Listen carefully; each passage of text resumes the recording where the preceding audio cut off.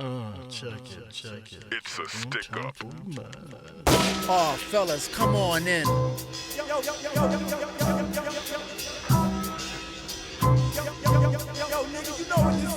It's a stick up. Fuck that, man.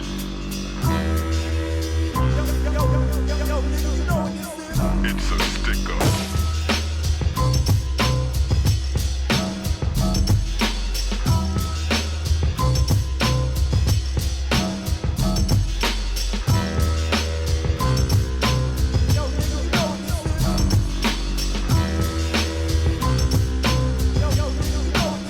It's a stick up.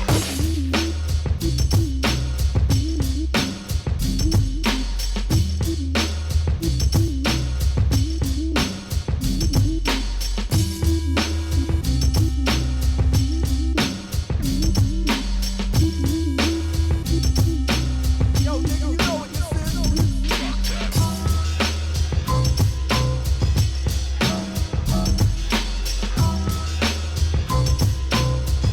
Yo, what happened to the beat? It's a stick up. Check it out, y'all. Welcome back to the HouseListPodcast. My name is Peter Agostin. I'm the host, producer of the show. What a special show we have for you. We've hit episode 40. Yes, it's episode 40. What a way to kick off the 4th of July weekend. I got something very special for you that I can't wait to share. And I also have some very special announcements, too. First, I want to get this out of the way and let you guys know the House List now, as of this episode, every previous episode of the House List podcast is available on YouTube. Go to YouTube right now and search the House List podcast, all one word, all together, no spaces in between it.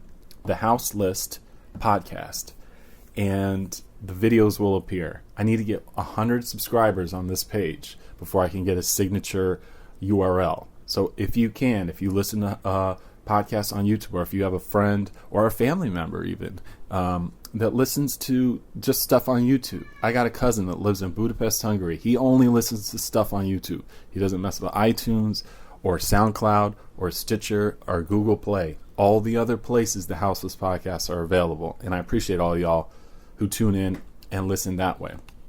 Keep doing that.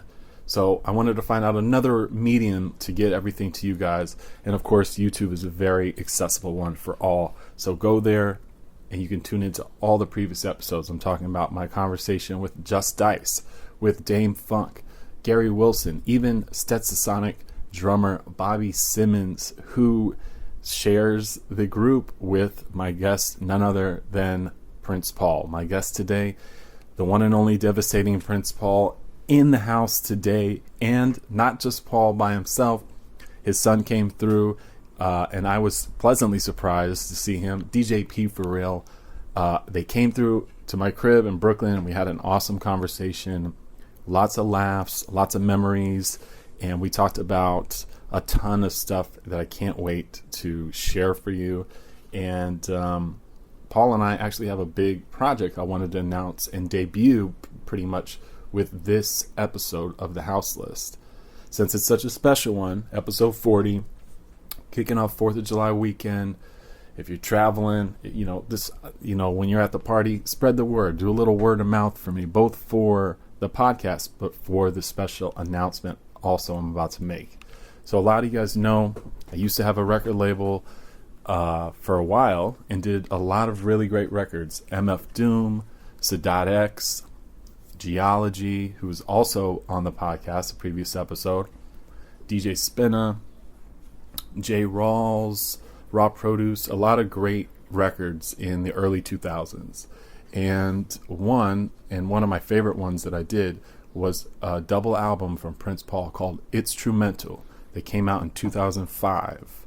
And I've been feeling kind of nostalgic, and me and Paul sort of reconnected in a way, and we were talking. And we got to talking more and more about this project, which has long since been out of print. You can't find it. You go to Discogs, it's super expensive on Discogs. So now, for the first time in over 10 years, probably, since 2005. And the distributor that I worked with then, they went under. So it never got reissued or repressed until now. So I'm resurrecting Female Fun Records to do a special reissue of Instrumental, the Prince Paul album, which I think is a masterpiece, a conceptual masterpiece that took productions all over the course of his career, utilizing different drum machines and samplers, tying it in with this very interesting and unique kind of concept. And we're putting it back out, and the pre-order for this record should be available right now as you listen to this podcast. If you go and click on redlinemusicdistribution.bigcartel.com, you should be able to find the pre-order link for the special limited edition double LP reissue of Prince Paul Instrumental. And for the very first time ever, we're doing a cassette of it too. Extremely limited tape of it too. Never been put out on the tape. And I'm excited. I think it's an incredible record. There's a lot of special guests on the album. There's a lot of amazing compositions. They're not just instrumentals. It's not just loops and stuff like that. It's like a full-on conceptual masterpiece. Instrumental, which I originally put out in 2005, available for pre-order right now. I teamed up with Redline Distribution here in the States, and you can get a pre-order of it as we speak and on through the summer. And I'm telling you, you should get it now while you can, because I'm making 500 copies of the vinyl, so it's not going to be around forever. And there's some special treats inside the record, and there's an exclusive song that wasn't on the original version called Indiscretion, which at the end of this episode I'm going to play a little bit of a clip from that. So I wanted to let you guys know that I'm amped up about it. I'm excited, and it's just a labor of love over here, you know what I'm saying? And by September, when that comes out, I'm working on a Prince Paul DJ tour right now in North America. Hit me up. Is going to be coming to a venue near you. If you're interested in the tour, hit me up at peter@agostinagency.com, because I'm working on it right now. It's almost done too. So September, Instrumental, the re-release will be dropping. Get that pre-order now while supplies last, because this is a one-time only pressing. And I'm telling you, you're going to want to get this. Just trust me, you're going to want to cop this while you can. So let's get into my conversation. Not just with the iconic producer, DJ, amazing comedic mind of Prince Paul. I mean, it goes without saying, I shouldn't even have to tell you about his discography. Of course, De La Soul, Handsome Boy Modeling School, Gravediggers. But even recently, he did an amazing remix for Run the Jewels. He did another incredible remix for DJ Shadow. And he came through with his son, Paul, DJ PForReal. And I hadn't seen him in a long time, and it brought back all these memories of when I used to work as the talent buyer at the Knitting Factory when it was on Leonard Street. And I've talked about the Knitting Factory multiple times on the show, because different artists that I have, conversed with, we did shows back in the day. So Prince Paul had done a few things, and occasionally he would come to shows and he would bring his son, who was young, probably 14 or 15 back then. And I remember they reminded me of this. I had almost totally forgotten about it. I did a couple of shows, 2 nights of Jizza performing Liquid Swords back to back. And this was kind of like one of the very earliest incarnations of it, because he did it with the band. This was just the raw beats, the DJ, and it was pretty amazing. And of course, they were both sold out. And PForReal, Prince Paul's son, Paul Jr., opened up. I had him DJ and open up. And now he's blown up, and it's amazing. And many of you are might already be familiar with him, because he's the mega superstar Little Uzi Vert's tour DJ. So these guys are playing gigantic stadiums and arenas and huge festivals and all that, and it's really cool for me, because PForReal, one, is a very cool person, very down to earth and level headed, just like his pops, and they have such a funny dynamic. And it was like, kind of took me back to when we would hang out at the club too, and you can tell in our conversation, because we are laughing a lot, and we cover a lot of ground too. We talk about DJing, we talk about the industry, we talk about a lot of Prince Paul's records. and production and some of the inner workings of Instrumental too, which I wanted to really kind of get into. So yeah, I was just bugging. It was great to see him. We had a really cool time, and I'm gonna look forward to listening to this myself, actually. So, okay, without further ado, I didn't want to talk too much, but to recap, once again, make sure you check out that YouTube page and hit that subscribe button if you can. If you're on SoundCloud, repost this if you hear it. That helps get the word out too. And make sure you pre-order that Instrumental double LP tape. It's going to drop early September. The pre-order is up right now. Go to redlinemusicdistribution.bigcartel.com. That'll be the easiest way for right now for you to cop it and make sure you get a copy of it. So thank you guys so much. Have a wonderful July 4th. Be safe. Don't drink and drive. And let's check out this conversation with the one and only, the devastating Prince Paul and DJ PForReal, only here on the House List. All right, peace out. Check it out. That was his first show he DJ'd at. We was talking about that. It was. Which was? The Knitting Factory show. I remember you did 1 or 2 gigs there. Yeah. It was the show when Jizza came out. That's Right. when I opened up at. Yep. I was like the first show I did. Wow. Yeah, like ever. so you popped it off for me. Nice. Was it the actual Jizza show? Was he performing? Yeah, he was performing. Yeah. Yeah, I remember that. Yeah, I didn't remember that you spun at that. Yeah, That's what's up. Yeah, and he did good. Yeah. Which amazed me. I was like, whoa, people are like, there's some joints he threw up. I was like, whoa, this came too easy for him. Yeah. Yeah, because that must have been 2007 or something like that, or even maybe even a little earlier than that. Let's see. I got to high school 2006. Yeah, because you came to the club a little bit, and that was such. Looking back now, I think about that sometimes. Is that era of the Knitting Factory and in New York at that time too? Because it was sort of this weird sort of middle road before certain younger New York artists started popping off. So it was just a couple years before A$AP Rocky, and even obviously a little bit more before like Joey Badass and Action Bronson and stuff like that. So it was this kind of middle road of like the 90s cats and some of the underground New York cats. So we hit it at a very interesting time. But yeah, used to come through with Paul Sr. in the mix. Actually, I set off that whole movement before me. Oh yeah, you actually were the very first one. That's intense. So yeah, I mean, I've just been kind of peeping out your DJ thing just recently too, in the last few months. But you've been kind of really building up a lot of momentum like this past year, right? Yeah, I've been trying to step out, do my own thing, and How are the solo gigs for you?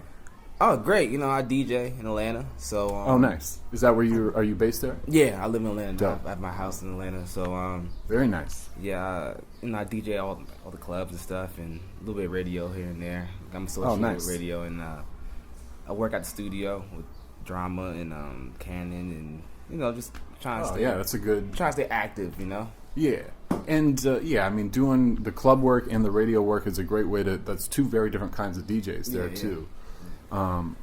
Did you do radio at all? Like, did you start out in radio ever? Like, Long Island has that kind of a storied history in radio, right? Yeah, I didn't have like a full connect. Like, I visited like studios. I mean, remember when Flavor Flav and Chuck D and Hank Shockley and Bill Stephanie had the WBAU in Long Island. I used to go there and visit them when I was a teenager. And it's funny, you go back then and all of a sudden, like, wow, we making records. You go there kind of just as like, a fan.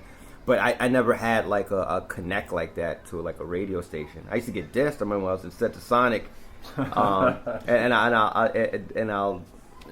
remember it's clearly happened to me twice. I mean, God rest his soul, Mr. Magic. I remember going all the way from Long Island to WBLS. I think was it BLS at the time, or it might be or KISS, or was it WBLS? Yeah, it was either BLS or what was it, WHBI, one of those stations. Right. So it might have been both. You know what I'm saying? Going up there, trekking up there like at 12 at midnight, 1 in the morning, for him to go, all right, all you other guys, you got the Human Mix Machine, got the rappers, DJ, you stay out here. I'm like, really? Oh, I traveled all the way from Long Island. I got school the next day for me to kind of stay out there, and it happened once. And then the next time I told the group, they was like, come on, Paul, we do another Mr. Magic. It's like, nah, he's not going to let me in. Jesse, come on, man. Went down there. It just like, yo, history repeats itself again. Sat out there. I'm like, oh, I'm just mad at myself. Dang. Mr. Magic just did not like me, man. Apparently, he wasn't feeling me. But I mean, you by that time too, this was like people. I mean, they knew you as your own DJ too, right? I mean, you had already been an established DJ in Long Island before joining the group, anyway, right? I like to think so. You know, they sort of because I had Bobby Simmons. We did an episode, Bobby and I know Bobby. I was trying to get a sense of his perspective on Stetsasonic.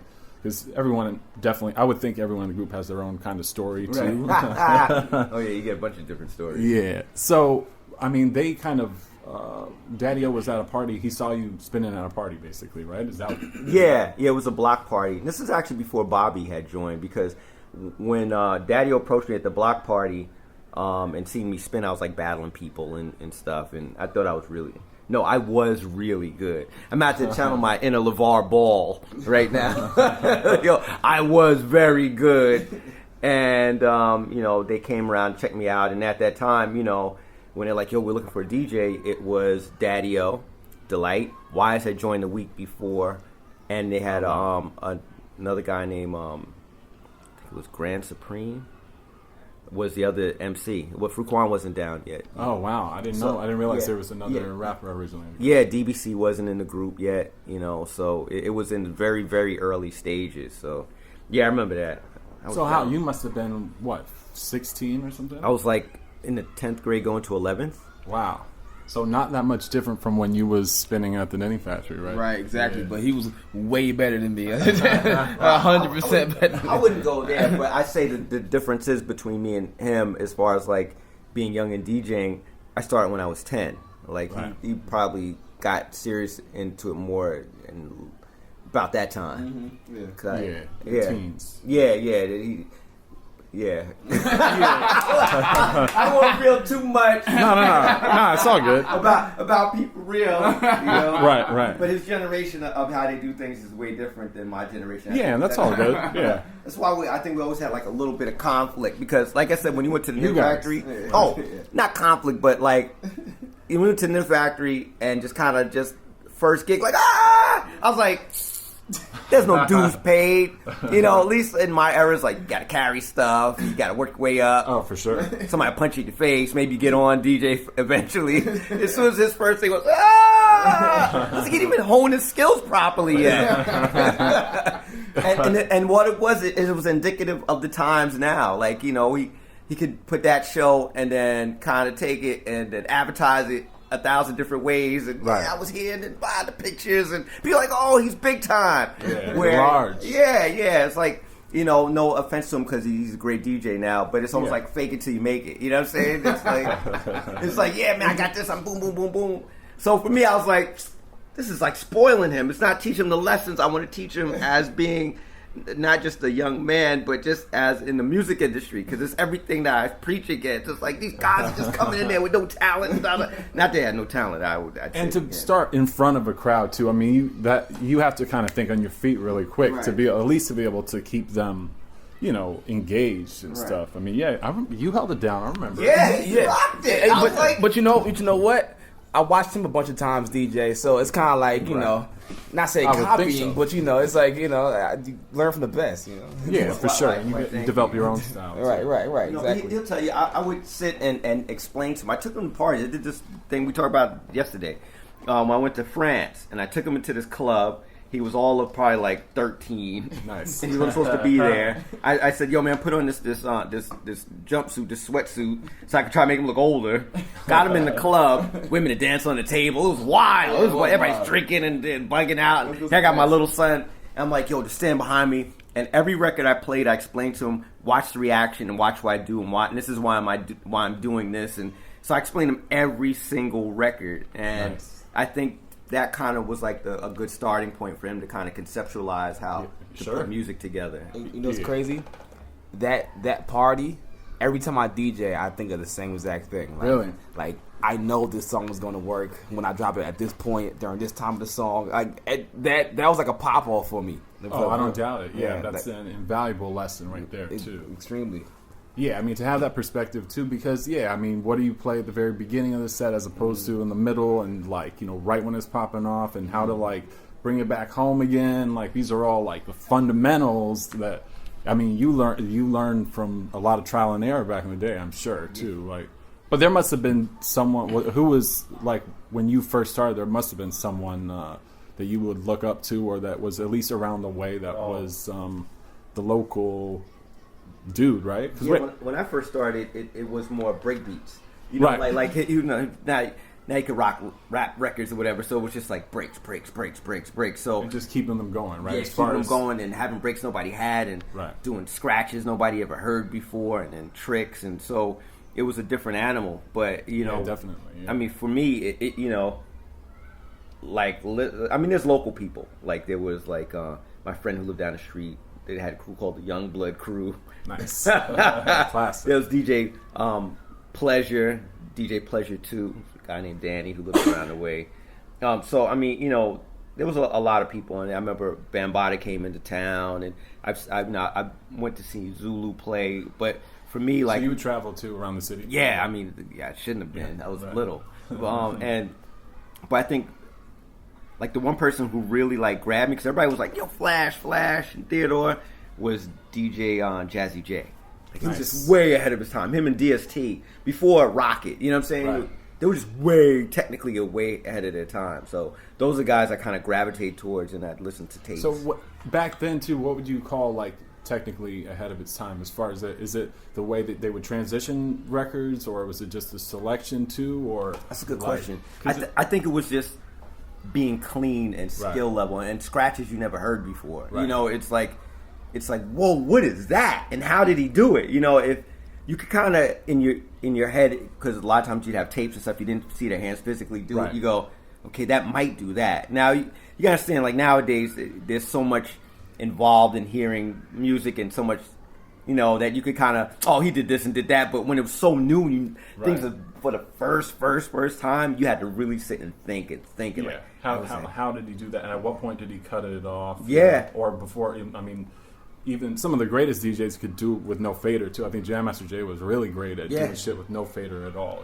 You know, a lot of rhythm guys, scratch. Yeah, they were really skilled, and for me, back in those days, the way to learn those scratches and then develop your own after that was just biting. You hit a routine, you go just copy it, scratch, and then you kind of just, you know, get into something else. Like, well, okay, that's what it is. So yeah, it was definitely different. Like I said, nothing against my son, but I'm proud of the fact that he did it. Like he amazes me every time I see him. It's like, how did you do that? Really? And, yeah, it's like he's like taking, you know, he's seen hip hop in time he was a baby. Like, you know, I'm sure. Yeah. Oh man, like when I was doing one of the De La records, it might have been not De La Soul's Dead, probably right before that. He was a baby in my arms, and I was like sampling stuff with De La in the house, and like, you want to put the baby up? I was like, nah, he's good. He's good, man. And, you know, he's seen people come by the house, the Wu-Tang guy, like he's been there for all of that. What was like your earliest memories of that? Because because a lot of stuff was recorded at your house too, right? Yeah, back in those days. Do you remember like any of that? Some of the, I mean, because obviously, you know, when you're like an infant, you're not going to remember him programming drums on. I mean, vaguely, you know what I'm saying? Like, I actually remember being in the studio a lot, you know what I'm saying, and seeing him working on a lot of different songs that actually blew up and got big, and a lot of his albums, like the early albums, and like I can't really pinpoint like exactly like the first thing I remember, but I just know him always being in the studio, always working on like just different albums and stuff, you know. Yeah. And I'll always just be there. I'll just, like, he'll tell you, like, I'll just follow him around the house all the time. Yeah, like, hey, what are you doing? Right. Go to the bathroom, he's standing right there. Hey, what you doing? Yeah, I was just there, so, like, you know. Yeah, I mean, it was even like looking back at the club, and I remember even when this was a couple years after Ninny Factory closed, Dame Funk and I went to go see De La Soul in like the Nokia Theater. This is mad years ago too. Right. But you guys were hanging out at that show as well, and remember that? Yeah, it was just bumping into someone at a club type thing. But even at the Knitting Factory, I mean, you would roll, and I always thought that was cool. Just to, you're just hanging with Pops at his work, basically. Yeah, because it's like I looked up to him, and it was like, I want to do that. You know what I'm saying? Oh, he's a pretty cool dad. As much as he said, why, thank you. as much as he said, hey, P, you sure you want to do this? You sure you want to get into the music industry? It's kind of like, yeah. But you were like pretty encouraging too. I mean, because you guys did some gigs, and you have an album. Yeah, right? yeah. I was encouraging it, but to a certain extent. Like, see, for me, when I was at Stetsasonic, I went to college. I graduated, and I was in Stetsasonic at the same time, and I was thinking, that if one didn't work out, the other would. And more so, I was thinking more whatever I went to school for, which was business management and audio engineering, would be what I was going to end up doing anyway. So, my son thought just the opposite. Like, the music's work out, and the second thing is, going to college is just, I'm just going to do that to shut everybody up. You know what I'm saying? So I think just our way of thinking was just different. I'm like, what? You got to really think of things that's a little more solid and blah, blah, blah. And, Classic. And that's coming from me, and he's like defies that. Yeah, Dad, I'm going to the moon now. We're touring, me and Lil Uzi. And I'm like, what? I've never been to the moon. You got a gig on the moon? I got to get size for my helmet. So it's like, That's hilarious. he took it to a place that I'm like, whoa, okay. I bow down, Yeah, for sure. Yeah. I mean, and that's like it's an interesting, like, kind of study on the two generations, too, in hip-hop, too, because I think this is, like, a thing that's very evident now, like, and you have some artists that maybe are more vocal, like, in social media, they're taking, like, pot shots at each other and shit just to, like, antagonize one another, but to see, like, you have such a storied history, and you're still evolving and producing as an artist today, and you're in the midst of like this kind of the new sort of chapter in it too. So it's a cool thing where you both do it with a certain level of like you're pretty like level-headed people and stuff, which is the right way to do it too, because it's about, at the end of the day, it's like you want to. If you're in it, you want to be doing it for a career too. I mean, you need to have some sort of like longevity. Yeah, it's not some bullshit like because there's a lot of in both generations. There are a lot of people that would just try to flip a quick buck on it. 100%. Yeah, and that's true. But maybe it was a little more challenging back then. But any asshole could have made a 12-inch back in the day. You know what I'm saying? Like, and there are a lot of whack records. Yeah, as well as there's anybody can get on SoundCloud and put a whack song up, and like it's just a interesting kind of way to look at it. While things seem like they've changed a little bit, they're kind of nothing's really new, under the sun in that game. That's true.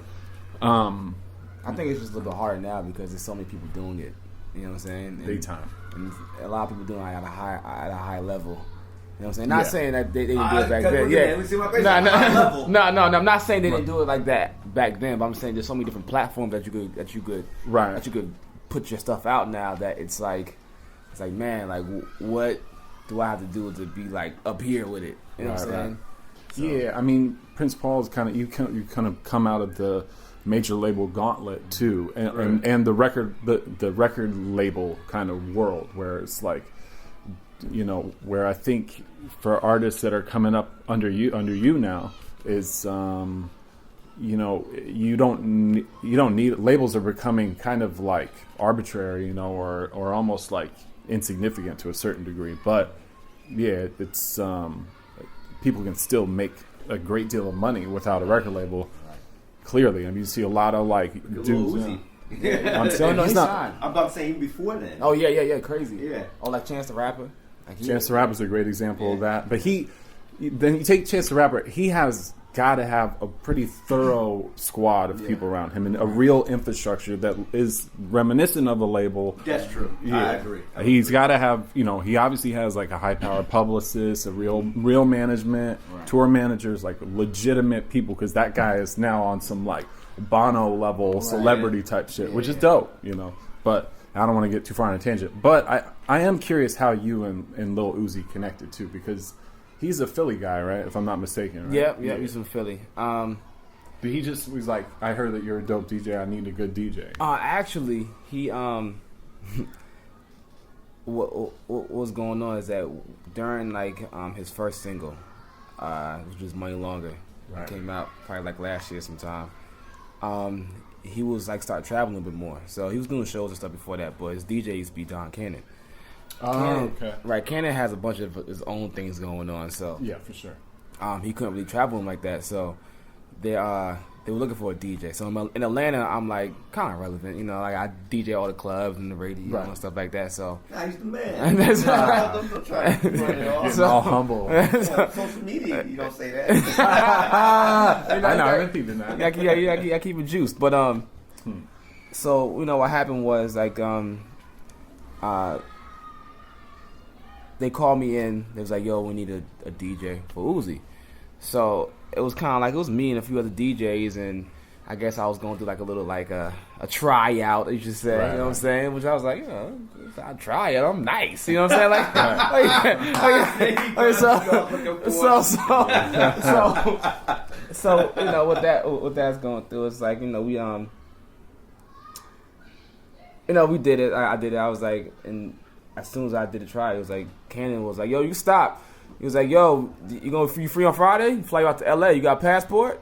Nice. I said, "Oh, okay, cool." And then, you know, I kind of like just rolled it out and see where it went, and I'm here now. So. Nice. Yeah. Because obviously he's a busy dude too. So it's weekends for you guys, or is it you're just like, is it? Oh, it's all over the place, right? Yeah, it's all over the place. Like for about the past year, I've been traveling almost every month. You Nice. know, like almost every week at that. Right. So like we had like a month off in February. Then we went overseas, but prior to that, we did like a bunch of spot dates like all month. Right. So we had I did his first tour, which was last June. Like first headline tour or something? Yeah, no, yep, yeah, it was his first headline tour. And then we just did a bunch of spot dates after that. And then we went on tour with The Weeknd in March. How was that? That was cool. That was overseas. Very nice. So that tour was just totally something new to me, totally different. That's like a 20,000, 30,000 people tour, like arenas. Do you get a little time just for yourself? Oh, like on stage? yeah. So like, You open to or? yeah. So before every set that he does, I usually have like a 5 to 10 minute set. Dope. So it's me talking to the crowd, me introducing myself, me playing a few songs to get them, you know, into Right. what's about to go Yeah, on. hyping them up a little bit, Right. You warming know what I'm them up. saying? So, Right. you know, doing that for 30,000 people was different for me. You know what I'm saying? That's a weekend crowd, and it's like, so you know that was pretty intense. You know, and then we're still traveling and stuff. Right now, he's recording this album, so we kind of like, you know, chilling out for right now. Sure. You know, it's Yeah. Wow, that's what's up, man. Yeah, I dig so it. proud of him. Man. Yeah, I love You it. take it to the level. I'm like, whoa, what is that like? Now I'm asking him questions. I'd be cool with 5% of that amount of people at any given gig. You know.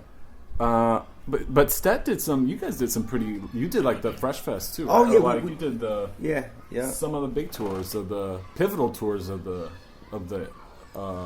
Public Enemy run, right? Yeah, we did the Def Jam tours with LL Right. Cool J and Houdini and Jazz Jeff, Fresh Prince, and like I said, Public Enemy and all them. And yeah, those were huge because that was like when I was playing like Madison Square Garden, and same thing like with how P was explaining. Like I would just look, I'm like, whoa.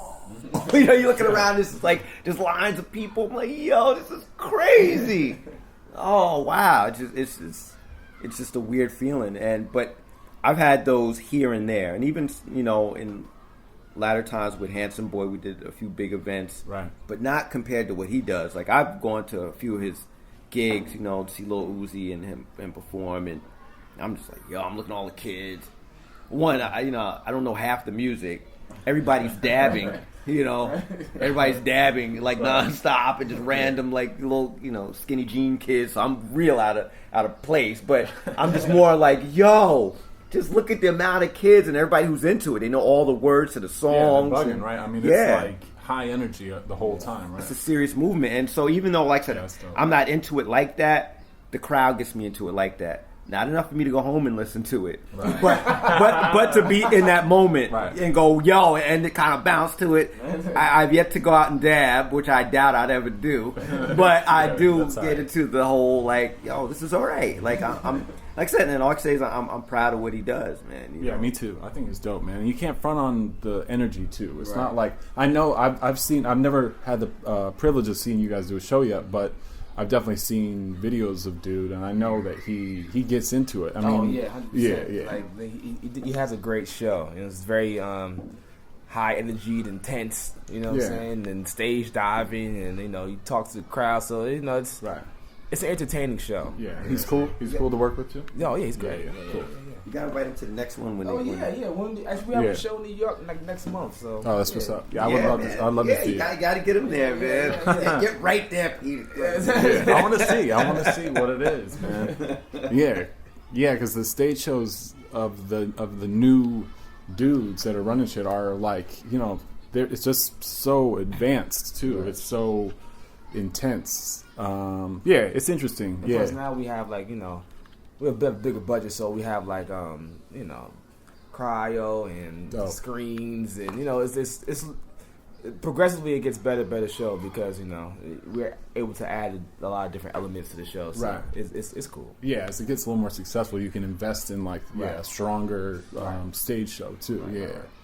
Well, I would love to talk a little bit about the record that we did too, because I think in a way it's a good tie-in because it's Instrumental, which is a record that we did in 2005. It's not like just like kind of talking about a singular record because it's all the joints were all while they're tied together by a certain concept. I mean, they're all from different periods of time in your life, many of which you might have been hanging out for too, because. If I recall correctly, when we started talking about, which, you know, obviously is, you know, 15 plus years ago. That's crazy, right? Can you believe that? Yeah, because I moved to New York in 2005. I really moved to New York because of that album. Really?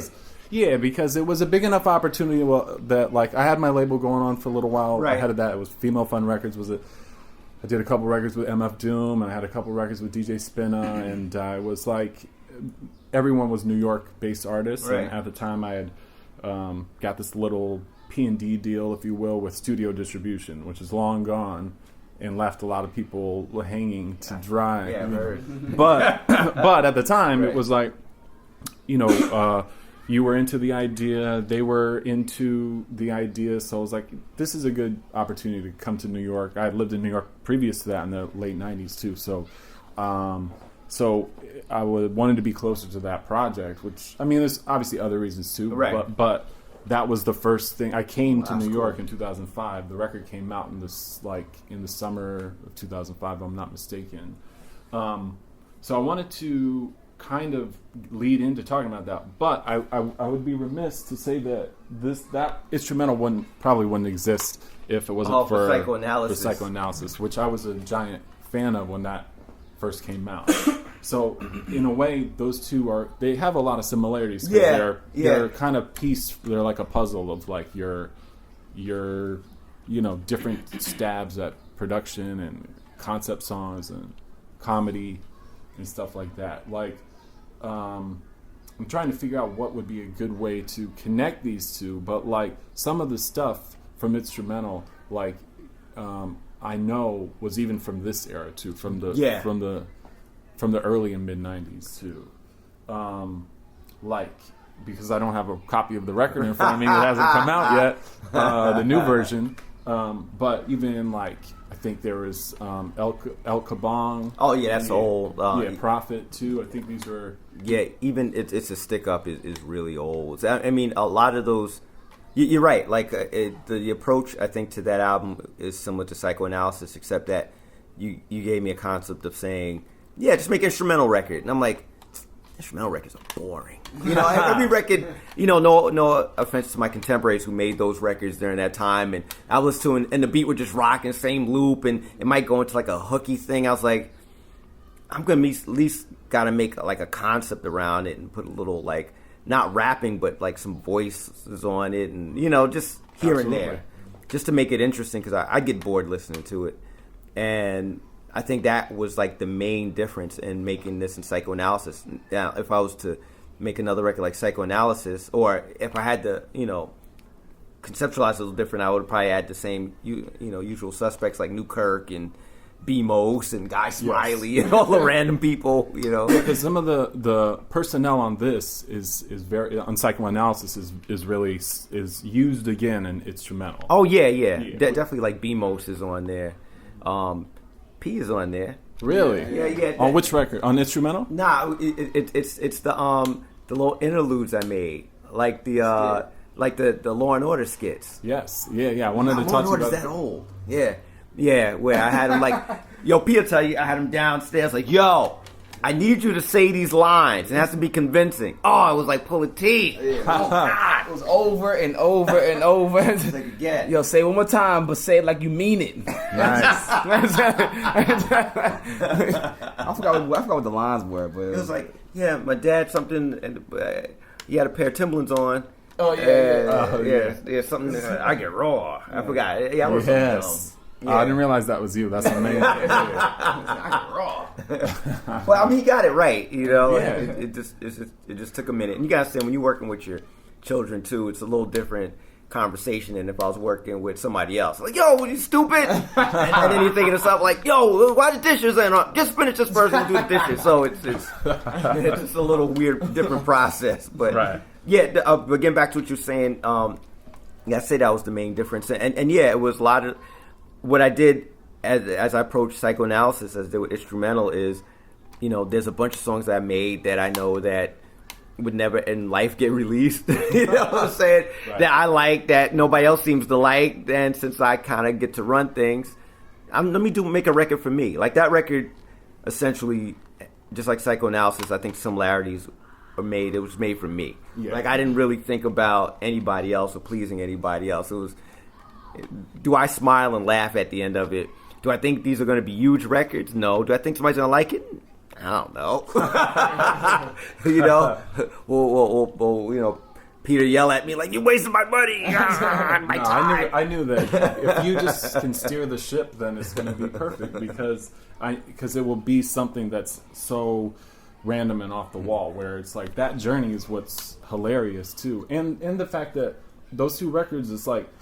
It enables you to use your ensemble. Like it's more like you're directing like a movie or something like that. Yeah, because you do have an ensemble of guys that character actors, if you will, that you pick out, and especially with those skits, the Law and Order related skits, which was dope. Because I remember even talking to you about that when I was still living in California at the time. Because you did it just different enough where we wouldn't get bodied by NBC or whatever. Because it wasn't a sample, you played it. Cling, cling. Yeah, I just added some long story. But yeah, I'm going to tell the process that I did. Right. But yeah, that was, it's the same cast of characters. And another similarity between Psychoanalysis and instrumental is I had no budget. So it's like, right. you just do it whatever resources you have. Sure. And those are friends who like come over and like, yeah, can you do this voice? Of course, he's not an artist. It's just your random friend, so he's not gonna charge you. Give him a sandwich or something. Thanks, man. It's real simple, and I think that's fun too because you're making something out of nothing. Absolutely, yeah. It's like an independent film or a short film or something like that where there's a lot more character because it's. Not everyone got like $100,000 to show up. You know what I'm saying? Yeah, I can't get Denzel on my record. You know what I'm saying? So it's like, man, I'm just looking around me. The lawn, the sprinkler guy comes by the house to fix the sprinkler. Hey, come here, man. I like your voice. You got a minute? Really? And they just record them. Hey, say this. And there's a certain amount of satisfaction that you get when you listen back to that and go, see, he was just the sprinkler guy. And I made him into this person. It's fun. Yeah, that's hilarious. I don't know why I don't make more of these records. Like, I could. I don't know. I mean, you're great at it. I guess it would be they're probably not the easiest thing to make, too, because you kind of have to mine your own creativity in a different way. It's not like hip-hop in a traditional sense or song production, But I will say this, like I listened to this on the train this morning, this record, which I fucking love, and I forgot how much I love this joint. Oh, Chris This Rock, shit Roll with is- the New. So, and that, you know what, like, I listened to that after, I knew that we were going to see each other today, and I've been kind of going back to old joints. This, in my opinion, is no different than Psychoanalysis or Instrumental when you really start thinking about the sketches and stuff. You know what I'm saying? Like, and this one, you guys got a Grammy for this, yeah? Yeah, for 3 of them. That's amazing. That's amazing. What's weird, and me getting this gig with Chris Rock is based off of Psychoanalysis. Is it? Yeah, it was. He's like, yo, because for some reason it was going around that Prince Paul made a comedy record. And I'm like, it's not comedy, it's just me being me, Right. But whatever. And then I think he got a hold of it, and he was a fan in general because of De La Soul. And as he told me during that time, he's like, yo, my favorite record is Blue Mind State. And the irony of that is that was the record that divided me and De La. Right. So, he's like, I love that. It's the best record ever made. And, it's so funny. All the comedians like it. And when I started working on Roll with the New, that's when I got to meet Dave Chappelle and a lot of the other... Tracy Morgan. Tracy He's on Morgan that was as there. well.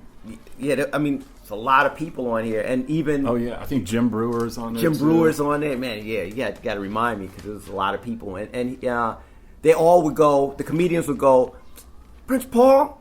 Blue Mind State. I'm like, Blue Mind State? That's like the least funniest record I've ever made. It has embodies nothing of just like, there's certain things that are silly that have my personality on it, but it was just... But yeah, really? compared to the first, to 3 Feet High and De La Soul's Dead, I mean, Blue Mind State is definitely a very different mood. It's a lot maybe moodier of an album, It is. sure. And it's a comedian's favorite. So I guess it goes to show that comedians, how they say...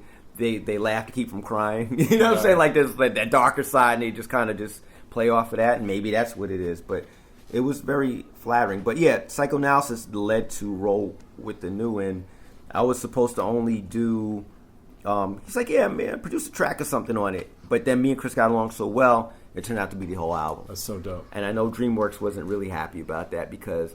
They want like the track masters or something. It was like, it's about names. It's not about like your staffing and what works. It's like, why don't you get the track masters? And that was always... They're hot. Yeah. Right. And that was always the joke. Like anytime me and Chris would work on Roll with the New, and I'm like, yeah, I'll try to get it. Yeah, you better get it because get the track masters. Yeah, you ain't track master. I got them on the phone. You know how Chris is.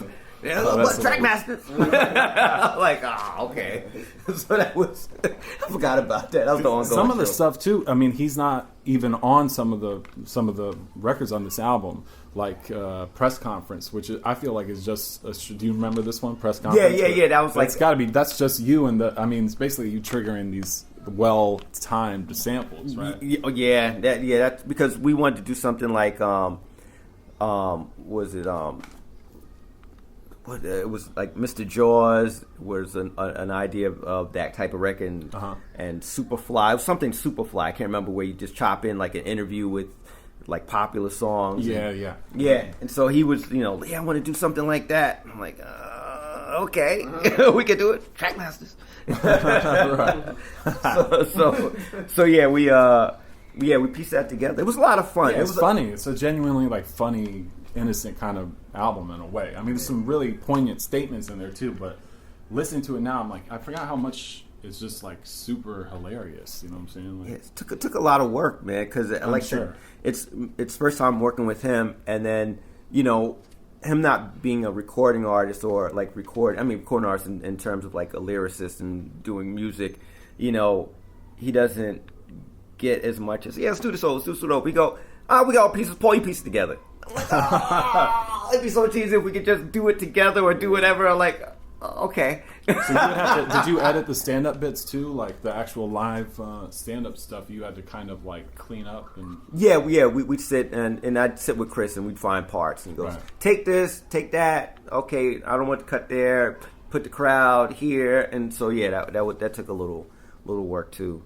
I mean that was so easy compared to everything else, man. Because like I said, it's working with somebody new, and it's like I was really... This is your first record with him, yeah? Yeah, first record. Really learned how to work Pro Tools at the time properly. Oh, wow, yeah, because this is 97 or late 90s. Yeah, so Pro Tools is still pretty new technology. Yeah, it was new technology, man. Yeah.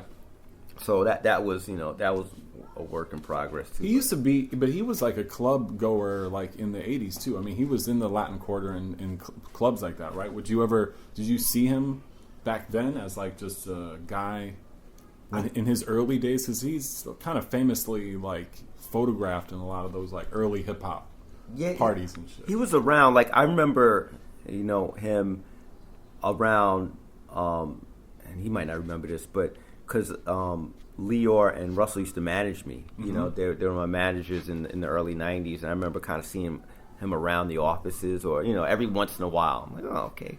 Chris, that's when he had the Jerry curl stuff. It was like, oh, okay, Chris Rock, all right, Of course, he later on became Chris Rock. He can't walk the streets. Right.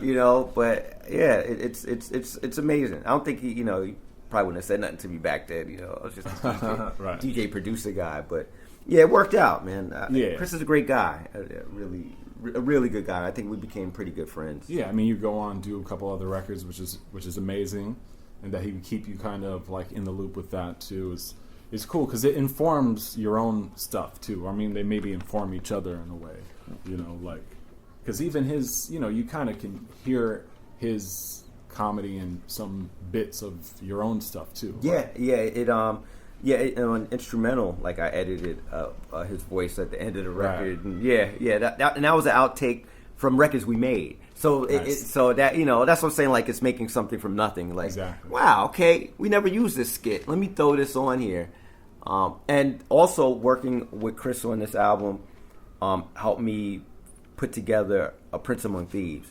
Really? Yeah, because I had the concept for Prince Among Thieves when I was dealing with Russell Simmons. I had my Doodoo Man label in the early '90s, right? Which was like that was a subsidiary of Def Jam, Yeah, that was RAL. It was right, part of right. RAL, Rest Associated Labels, and Russell wasn't really into it. So then, when Time Boy gave me the opportunity to do a record with a budget, I was like, "What? I'm gonna finally do that record I want to do." And it was after making this album, so then I had a better idea of constructing, stories. Right. And since he wrote comedy, and I'm listening to him, and I'm helping put stuff together, and he's constructing like comedic sketches as opposed to me doing like little silly, little skits and stuff.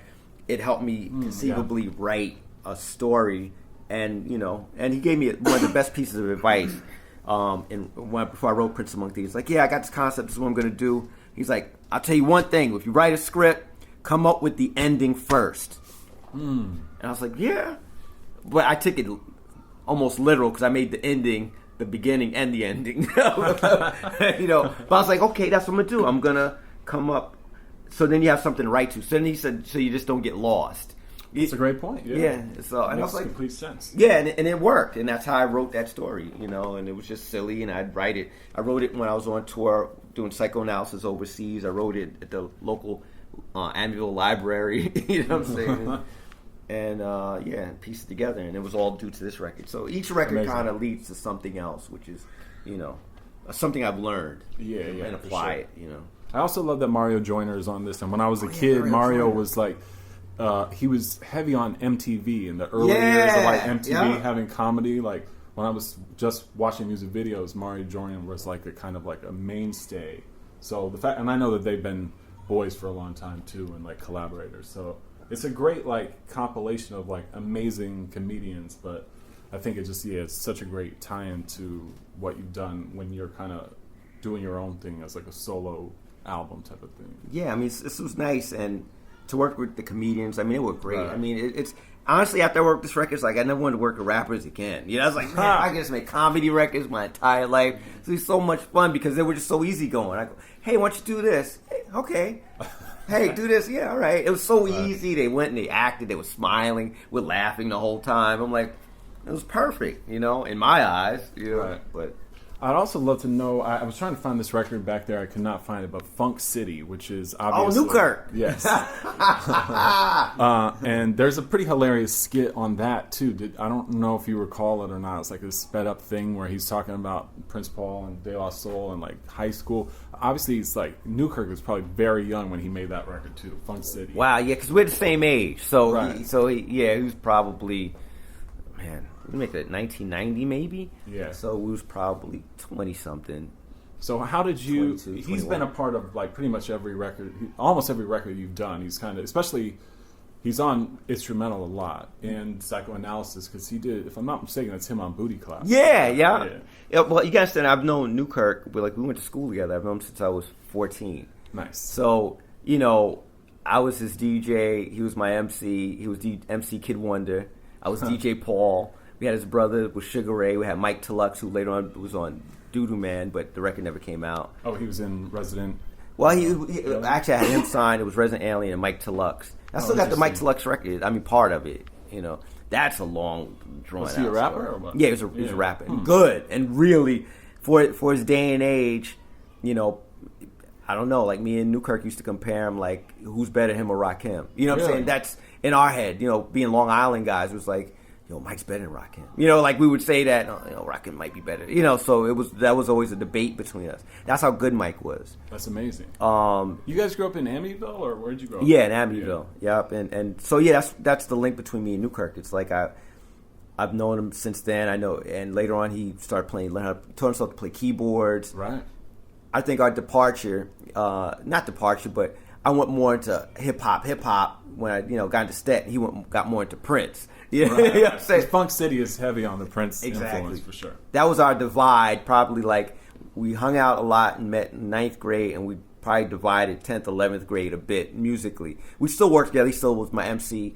Just that, he dressed a little different. And I dressed in mock necks and Lees. You know what I'm saying? So, right. But, he did, but you brought him in for talking all that jazz, right? He did the vibe, the keys the keyboards. Yeah. I brought him in. I programmed the beat. I always had to say that. Yes. And, looped it up, and he did he played the keyboard. Yep. Yes. Because I bring all my friends with me. I'm if you're a friend of mine, I'm a pretty loyal friend. Of course, you do something to me, then we kind of part ways. But right. I took him everywhere. We were in the same band, and he reminded me that he's like, I knew I helped him get his first record deal, and when going back to Funk City, but he reminded me that I came by his house and I said, yo, Newkirk, I call him Wonder back then. Yo, Wonder.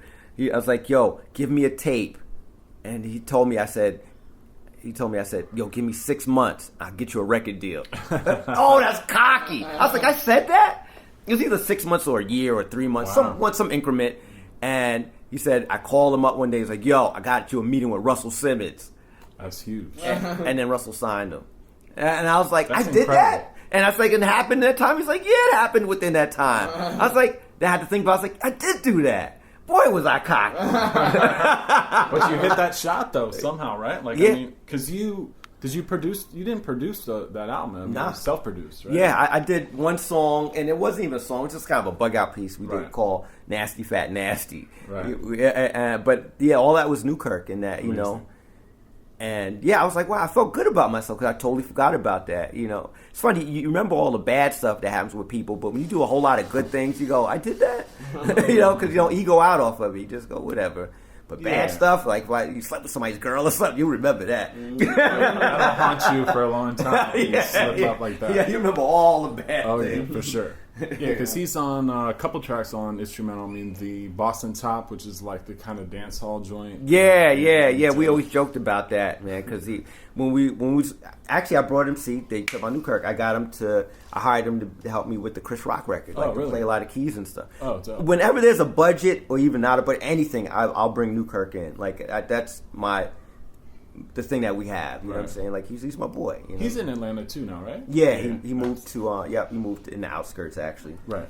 So the Boston Top, there was a spot when we was doing the Chris Rock record that had donuts, and for some reason there was a Boston cream donut that almost had like a magic shell to it because the glaze wouldn't adhere to the top of the donut, and if you like kind of nudge it slightly, the whole top would come off, and it would just be just the donut, and the glaze would kind of be like this over the donut. You know what I'm saying? You could just pull it off. Wow.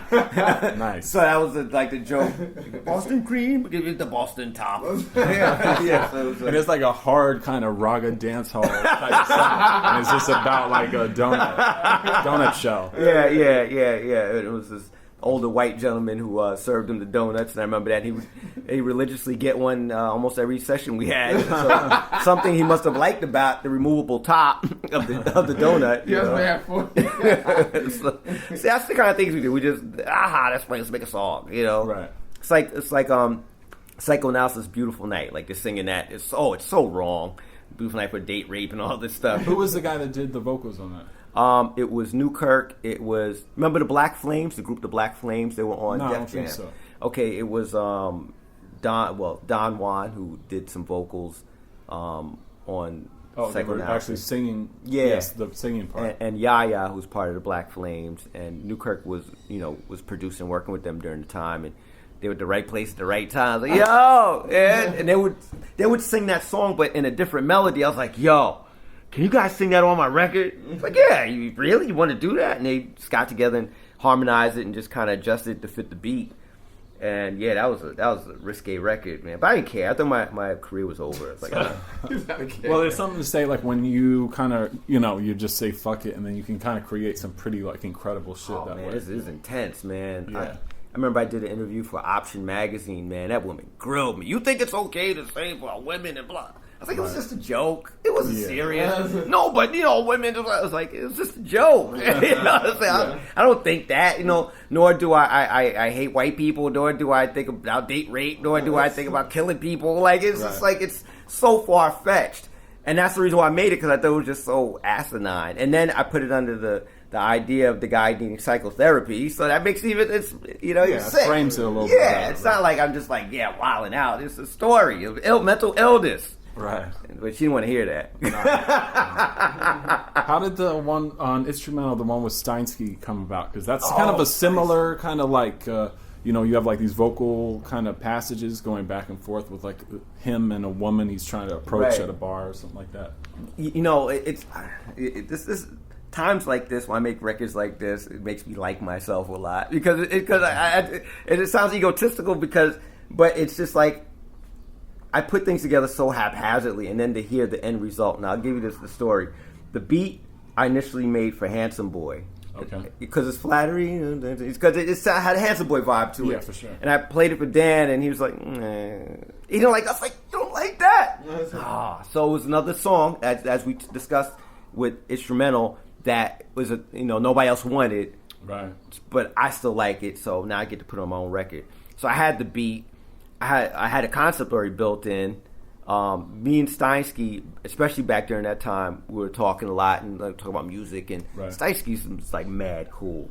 I had another friend of mine named Maximina who played bass. And I always liked her voice. And I was like, you know what? I'm gonna figure out how to put this together. So I told Steinsky, I was like, can you do this record with me? But it's you picking up a woman. Right. But I, of course, the beat's not there. I said, just give me lines. So he's in my studio, just, hey, how are you doing? Yeah, blah, blah, blah. So I'm just recording, just a bunch of them. And Maximita, I didn't tell her what I was doing as far as the song. I didn't tell her anything. I was like, I would ask her questions because all I wanted her to do was giggle. So all the things she thought I was asking her, she thought was going to be on the actual record, but I just wanted to make her laugh. So it's like, hey man, it's a nice dress you got on there. Where you going to the club? You going to the crack house? Whatever. And I would just record all her laughs, take them out, and her little replies here and there. That's dumb, or that's whatever, that's whack, and. It just so happens it was responses to other stupid things I was saying. Right. And I pieced it I took all the key parts of Steinsky, his trying to hit off, I guess get with the woman, put her giggles in, saying it's all. It was like piece by piece by piece by piece by piece until I made it a story. Yeah. And that's why I said, when I play it and I go back and I go, that's all right. Like, how did you do that? It was something out of nothing. And they had no idea of what the song would be. Steinsky didn't even hear the music. You know what I'm saying? So yeah, I mean, that's amazing. Yeah, so when at the end of the day, you play for them, they go, that was that I did, which even makes me more like, yeah, it's like a joke to me. He didn't Gotcha. know that. Yeah, he didn't know it was gonna be a song. Right. Yeah, and it came out pretty good. It came out great because the beat is fantastic too. So to be able to do that's a lot of editing too on your behalf. I mean, I'm saying like that probably, that's not necessarily an easy thing to do. I mean, especially however long ago that was, because technology has obviously evolved tremendously since then too. But that was still Pro Tools. I was learning Pro Tools and chopping and stuff. But it's not. But I think the thing that people understand, it's not just editing the parts. It's how people react, because it's got to sound like they were together and reacted naturally. Absolutely. And that was the hard part. So even though they might say two things that might work, if it didn't feel like it belonged in the same conversation, I can't use it. So even in my head, I'm like, I want to make it work. And it's like, okay, I got to find another part. So I'm grabbing pieces and take this part, put it. Yeah, and that's, to me, that's fun. I loved it. I did that with Daylight when we were doing 3 Feet High and Rising and stuff. It's just finding pieces and finding parts and finding the right people to make things work. I mean, Buddy's a good example of that. The beginning of Buddy, that meanie, me, say what? That was them just saying it outside of the booth. Like, it was Q-Tip and it was Dave, and they would just go meanie, and Q-Tip would go, say what? And then, yo, do that on the record. Really? Yeah, I'm telling you, do it. And that was the top of the record, was just based on just like hearing things and, oh, that'd be funny. Just overhearing them, they were just riffing on the studio, just like, talking, just like kind of bugging, just riffing. Right. Not even really paying attention to what each other was doing, just naturally reacting off the other person. Yeah. So I recorded it, and, same thing with, Red Alert comes through. Oh, Red Alert, come here. Yo, I'm doing this thing called De La Orgy. I need you to, be the background and do. Yeah, how did you do the vocals for that? I mean, was it all in different places in time too, or did you do? I mean, a lot of it seemed like people were actually genuinely reacting. Oh no, to each other. No, that was all together, but it was just organizing it, because it was one of those days. There was like a ton of people in the studio, and I think the nice thing having a ton of people in the studio, it's pre-success. So nobody's like, yo, I gotta be somewhere. My manager said I can't do this unless I sign. Everybody was just happy to be in the studio. And I could easily go, I have a beat here. I want to make an orgy. And people go, okay. There's no like, oh, that's dumb. It's like, okay, yeah, everybody's just happy to be there. Okay, go into the booth, all 1,000 of you, in this hot, sweaty, small booth, and we're gonna do a fake orgy to this beat. And just react off each other, and that is how things was done. Right. And that's why a lot of those records, some early records like Daylight records, can't be made again, because it's not just the music, it's not just the rhymes, it's where you are mentally, where you're in your life. Of course, you know what I'm saying. And now I'm sure a lot of things. If I told those guys, I'm like, yeah, man, what you do? They're yeah, okay, whatever. You know what I'm saying? I there's no way. I'd love to make another Daylight record. We talked about it, briefly here and there throughout those days. But one thing that kind of prevents me from doing it is that I know it won't be that easy. It won't be. You know what I'm saying? Of course, yeah. And I'd want it to be fun, and wouldn't want them to think about marketing or people liking it. Let's just make it for us. Right. But I can't conceivably see them going, that's fine. You know what I'm saying? Like, yeah, let's make a for us record. F them. Let's just do us. Because everybody, not them, but just people in general, just concerned. Come on, we're in the like era. Like my picture. Like me. Yeah. Friend me, please. Don't unfriend me. Why'd you unfriend me? You know what I'm saying? It's like, it's so touchy. So I can't imagine, touchy. People might not like you when you make this. What? It took me a long time to get these likes. You know what I'm saying? It's like, I got all these likes. I want to get unliked. Right. And that's Paul. Like, I just don't care. And I like to make music like that. So that's probably, a gauge. And like I said, they're grown up. They're grown men, And, yeah, I mean, maybe it's okay that you gave the world like these, the three, you and that group have given the world these 3 like pretty amazing, like undeniable records and stuff. But thank you. I like to think they're cool. They're fun to make. Absolutely. I'm 37, so I have really like very distinct memories for each of those first 3 Daylight records, because I was, I got them all when they came out, because I have an older brother. He's 8 years older than me, so I remember 3 Feet High and Rising was the first compact disc I owned. Oh, get out of here. That's crazy. Yeah, he got it for me, I'm pretty sure for my birthday in 89. Wow, how cool is that? Yeah, he's mad cool. He put me on to a lot just growing up, too. And then I remember I got, my family's from Hungary, so when I was a kid, I would travel back to Budapest to visit my family with my mom. And I got De La Soul is Dead was the first record that I bought myself with money. You know, that was 91 or something like that, right? Or something 90, 91. How cool is that, man? Yeah, it was the European pressing, as I bought it in a record store out there and brought it back. I still own that copy too. Wow.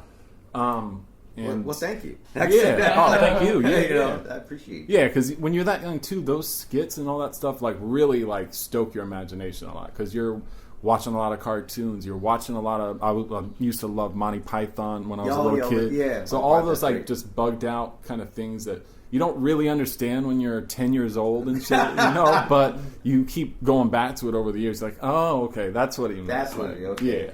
Now that I'm, as you get older and shit. So yeah, it's just that's special though because I understand it is, especially when you're.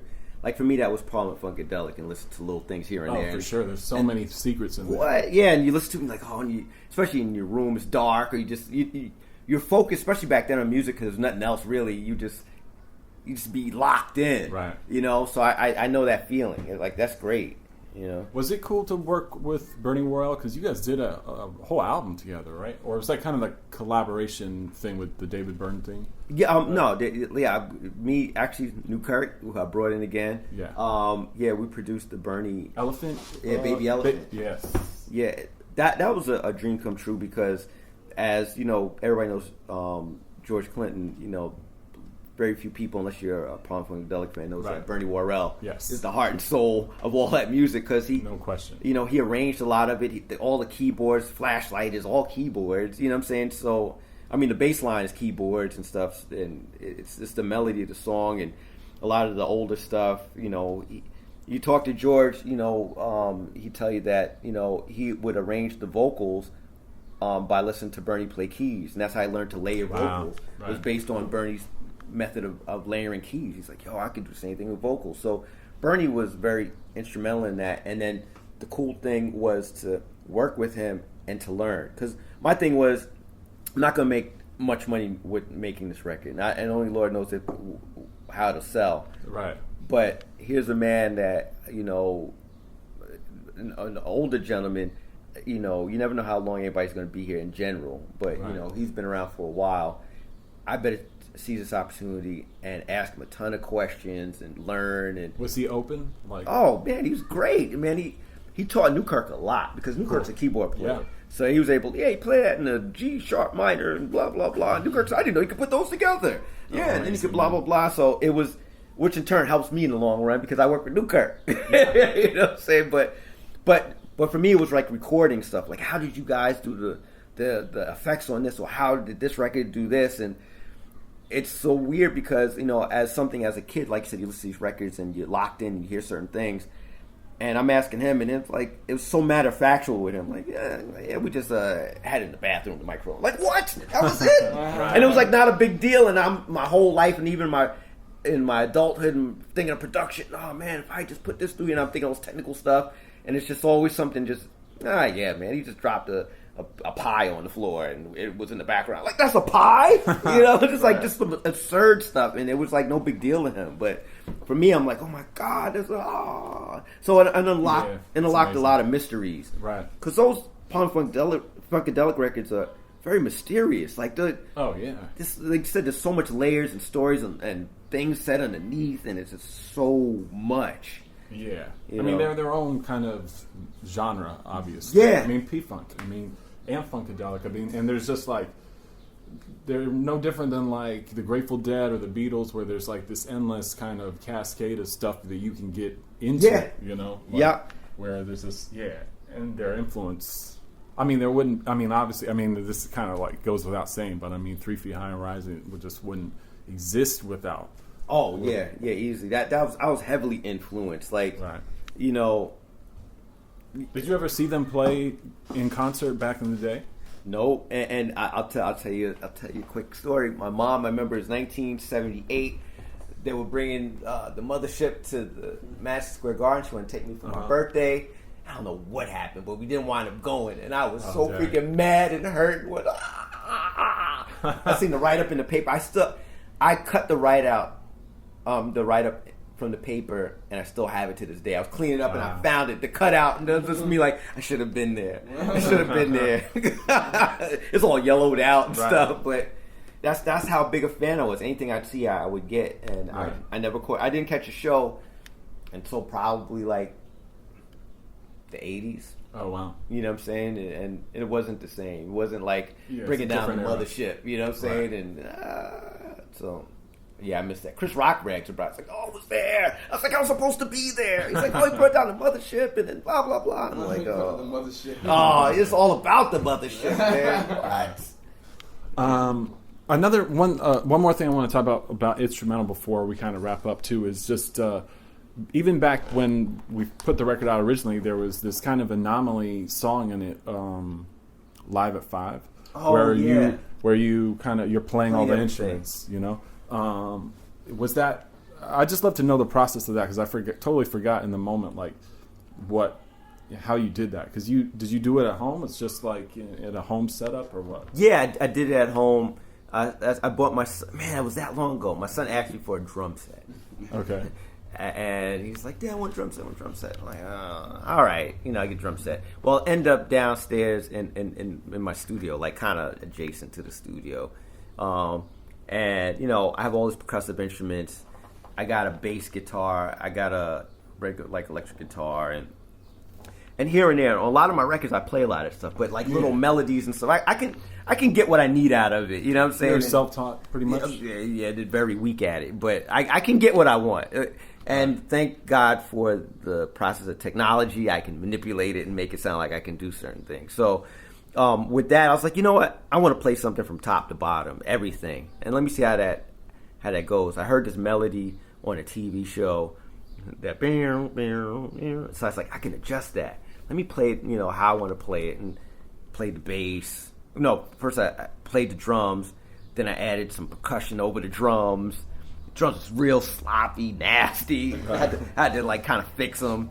I didn't have it mic'd up properly. I didn't have the proper mics for the drums. I'm just trying to remember stuff. It's pretty DIY. You got to go back and listen to this thing. Yeah, but it's dope though. It's raw. It's very raw, and I'm trying to remember what I remembered in school when I learned miking up drums and what I seen in the studio. I didn't want to ask anybody. I didn't want to be embarrassed, and plugged the bass, plugged the regular guitar, played the keys. Some of the keys are off. I was like, whatever. But when I was done, I was like, wow, this is pretty cool. Yeah, you played every instrument. That alone is a feat in itself. That was my feeble attempt at like, I'm gonna play this all. This is like Prince Paul Unplugged. I'm gonna play everything live just to see if I could do it. And it's like it's a little disjointed, but it has a soul to it. There's some charm. Yeah, there, yeah. Do you have you been doing any production stuff at all? You messed with it? Yeah, I produce a lot. You do? I kind of slowed down since I started traveling, like a lot. But every now and then, when I do have the time to go to the studio and work with, on some stuff I do, I work with somebody else in the studio. Do you have like a setup at home as well? Oh yeah, of course. Yeah. I have a small keyboard and a few programs that I use and I'm learning to use now. You know what I'm saying? So, but yeah. Do you have like are there dudes down there that you have been recording with? Like, do you have vocalists like on deck? Yeah, especially in Atlanta, because Atlanta is like it's becoming the kind of like a music capital for like rap, absolutely, for like rap artists and just anything in general, like just music wise. So, I can almost call anybody to get a verse out of them. You know what I'm saying? Whether they're pretty known or they're coming up. Yeah, there's a lot of levels to do it. It's front PForReal. It's just everything's pretty political now, so it seems like I mean I don't know all the innuendo going on there, but I got dudes I like Father. I think he's dope. Oh yeah, Father's cool. And their whole that's like seems like its own movement. Terrible, records or awful. I'm sorry. Right. They kind of have their own like lane and stuff too. Yeah, they definitely do. It's kind of like that offbeat, but like I don't know. It's hard to describe, but yeah. It's cool. It's kind of got a unique kind of flavor to it for sure. Yeah. I'd love to see because I mean, it all starts with DJing in a lot of ways as far as production goes. So it'll be interesting to see, what you have going on. Yeah, right? actually, is there a way to hear any of your stuff? Yeah, I actually put a full blown mixtape out. Really? This is like 2012, maybe like 2 years. Oh, okay. Oh, I've been sleeping. I put it out, and the reason why I didn't really push it how I wanted to push it because one of the people on the album got killed.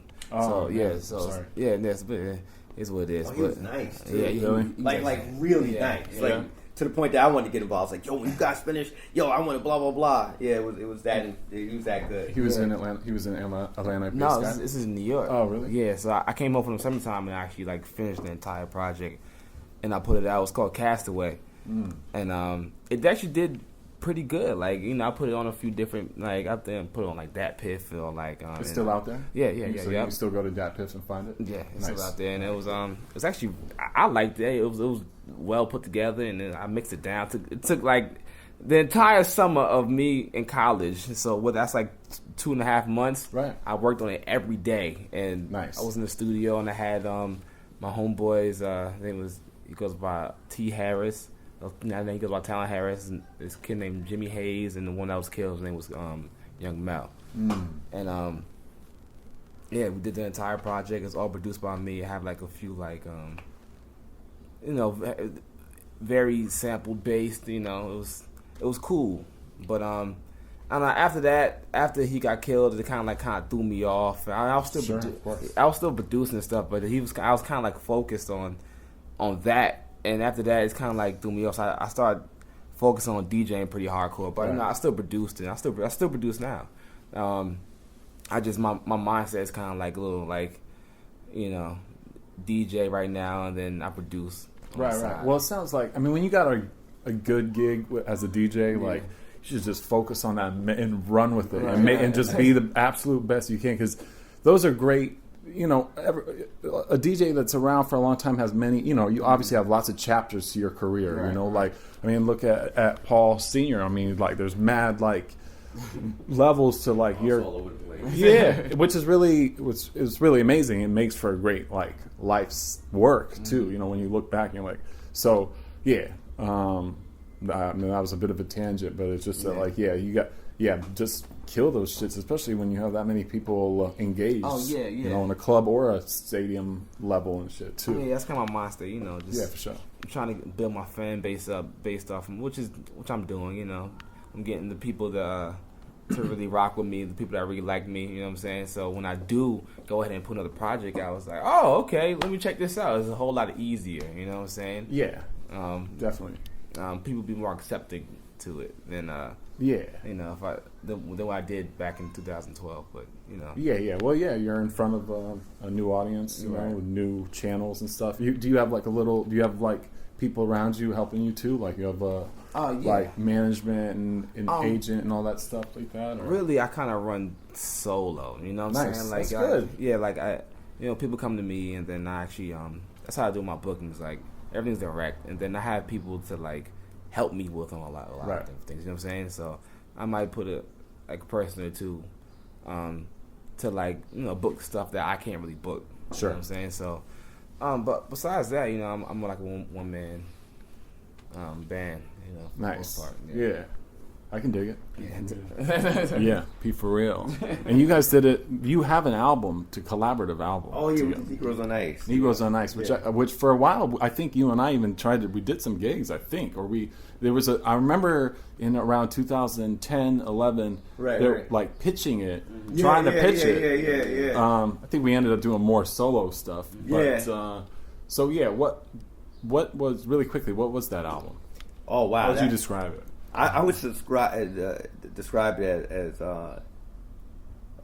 me and him, a day in the life of me and PForReal. Yeah, is that accurate? 100%. All the stupid stuff we talk about daily, and then we put it into the album. Nice. I haven't heard it. I haven't heard it yet, so I know it's not kind of hard. It's bizarre. It's it's either you like it or you despise it with every bone in your body. You know, there's no middle ground. Hell yeah. You're not gonna be like, it's all right. You're gonna be like, oh, that's horrible. You're gonna be like, oh my god, this was like the illest thing I've ever heard, because it's so out there. It's just out there. Nice. I kind of wish we should kind of redo it, because I can see all the holes and all the things that we could do better.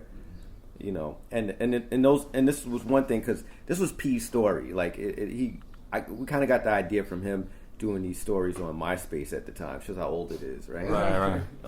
And we just kind of put these stories into like a record form. And so what? It came from like sketches or something that you would come up with, or ideas? Yeah. You still have those? I do. Yeah. They're videos that you shot? Nah, it was like.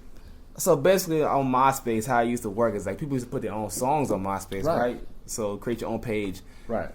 But nobody was like putting their own voice as like on their pages, like right, tracks, right. So what I would do is that I would say stupid things on MySpace and put it out there for like, yo, you funny. So I start telling these stories on MySpace, and it used to get like all this response.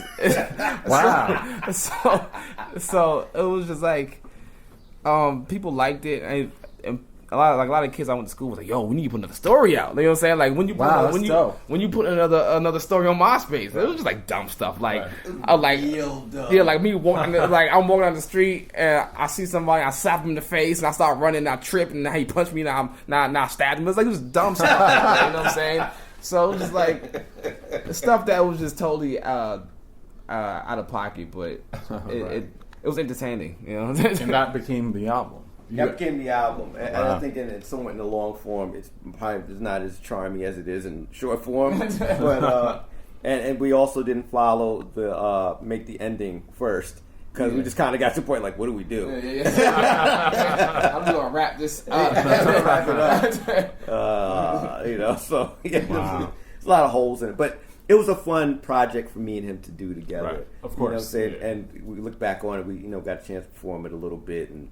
So you would do it in a live setting as well? Yeah, we did like a what do you call it? Like a one man show. Yeah. Nice. Yeah, and it would be him, and I would score it in the background with. Then I ran. And then boom! We had all the sound effects. To complement his story. That's a trip. It was intense. That's funny. That's good. Hey, I mean, it's a moment in time, right? You guys did that. That's cool. I did want to ask you one more kind of like hip hop factoid thing, just because of a production thing that you did back in the day. So this for Boogie Down Productions. So I always go back to Sex and Violence. It's probably one of my favorite records they did. Wow. Which is not usually the one that is kind of on the bottom of people list. like, that's what I said, wow. Because you did the title track and 2 other joints. But if you go back to this record, they're the hardest. I mean, there's a couple other kind of hard-hitting songs, but they're like KRS-One at his like most aggressive, like in-your-face type shit. I stopped listening to those songs. As soon as the album came out, you're just done with it? I was done with it. Was it that the production, the experience in the studio turned you off or something? Or you just didn't like the way the songs came out? Because they still sound great to me, personally. Oh, no, I love KRS-One, and working with him was a great experience. Like, just watching him work, he had books and books of rhymes. It's just that on the production end of it, we ended one of the studio sessions. I was like, all right, man, so, let's come back Tuesday and let's finish it. But I never finished it. Like, he took the tracks and finished them himself. Really? So it was never like how I heard the song. So it's like it's my music, but it's technically his production. Interesting. You know what I'm saying? So meaning he mixed it. He mixed it. He arranged it. He put and there's a lot of ways I wouldn't have put the loops and all that. And I did tell him about it. And he apologized in some weird way. So like I saw him one day. Like years later, it was in California, and now mind you, I was looking for him, and I seen him. He's like, "Yo," he's like, and I don't know if these were the exact words, but it was more like, "Yo, I apologize," and I'm like, "For what? You know what?" You know how KRS-One talks. Right. You know what? So I'm guessing that's the only thing I could think of that he would. Oh, he didn't elaborate beyond that. Interesting. No, there's a certain hip hop pride, Right. Yeah, I'm not going to specifically say what they're sorry about. Yeah. You know, and I don't think he said he's sorry. I think he said he apologized. Just Right, to, right. You know, so Okay. you know that made me feel a lot better because he realized that it was something that bothered me without even me being able to verbalize that to him because I was able to find him out there. Like I was looking for him, That's hilarious, not to man. fight him because I can't beat up Karis Wood, you know. You know what I'm saying? Yeah, but still at least that- have a conversation. Like, yo, how come you let me finish the song? Like, what happened? Right. Yeah, and like so when I listened to those songs, I listened to when it was on the album. I probably listened to it once or twice. After that, I was like, I couldn't listen to it again because it's not my So it song. was all three. Like there was "Drug Dealer" was one track, which is great. These are great songs. You know. Yeah, those weren't my. It's interesting. I wouldn't have. I had a different idea. Like I have a. Is that the only time that's happened to you? Like I don't. Oh, that's the only time. Yeah, because it's like, why would you want to? It's Prince Paul. Like, you know, why would you need to It was fiddle it wasn't with done. the shit? Right. Yeah, you know. But I have a mix of Drug Dealer on my SoundCloud that I haven't nice. been at in a long time. But it was kind of how I wanted it arranged. It was right after that one session we did, and you know, you make a quick tape so you can bring Sure. it home. So I have that on my SoundCloud as an original mix of how the song would have been constructed. Right. You know. Very interesting. Yeah, so that gives you an example. But yeah, so to answer, so I don't know what the production question is, but I know listen to that record, I'm just like, Well, now you've answered it because I wanted to kind of get like a sense of the process, but it sounds like you got to a certain point and then that was the end of the process. yeah, that was it, man. It was I was hurt, man. It's like, you know, you start cooking like, I don't know, some lasagna, and all you did was get the sauce and the noodles. And somebody adds like sardines or something. I would never put that in there. Right. You know what I'm saying? That's not even part of a lasagna recipe. You know, and so that's how I felt about it. It was just like, whoa, I didn't hear it like that. Right. And so I cringed and I just let it go. I like Classic the other hip-hop songs on the too. album. I like a Throttle and all those other Yeah. records. Yeah, 13 and Good. Yeah, I mean, it's I can listen to all those other songs, and I know the words and everything. But to the records I made, I don't know the words, and I don't listen to it. I can't interesting. listen to it. Yeah, I understand now. Yeah. Yeah. So I don't know.